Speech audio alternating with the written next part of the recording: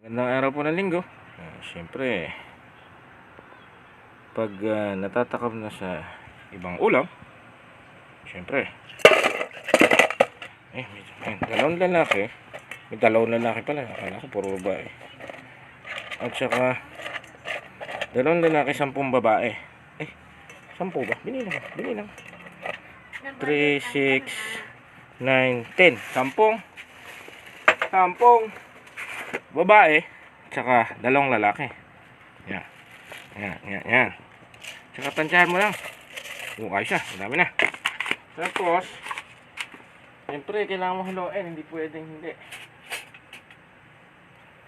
Yan. Ito po ang tinatawag na burong angka. Anong oras ngayon? Ang oras mo, 10:24. Bumilang ka ng 12 oras. Hindi, alas 10. Alas 10 ng gabi. Pwede na po. Tapos kailangan ko ng garapon. Tabang pa. Magtatabangan ako sa asin. Ano mo naman ulit. Dalawang kutsara ho. Parang siguradong maalat. Tapos saka nyo siya ngayon ilalagay sa garapon. Pwedeng isa-isa. Pwede rin.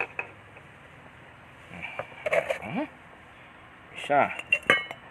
Dalawa, tatlo, 4, 5, 6, 7, 8,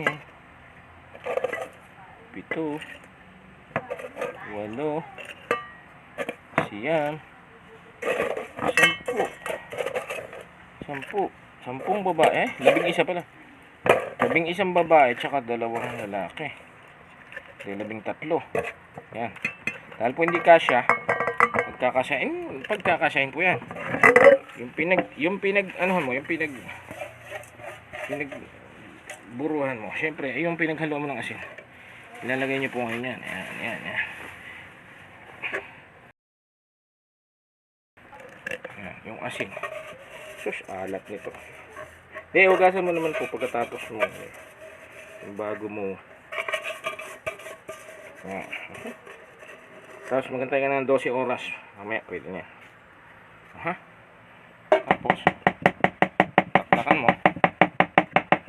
Tsaka mo ngayon malagay ang takip. Yan. Shake. Pag na-sealed mo na ng sealed na sealed, shake.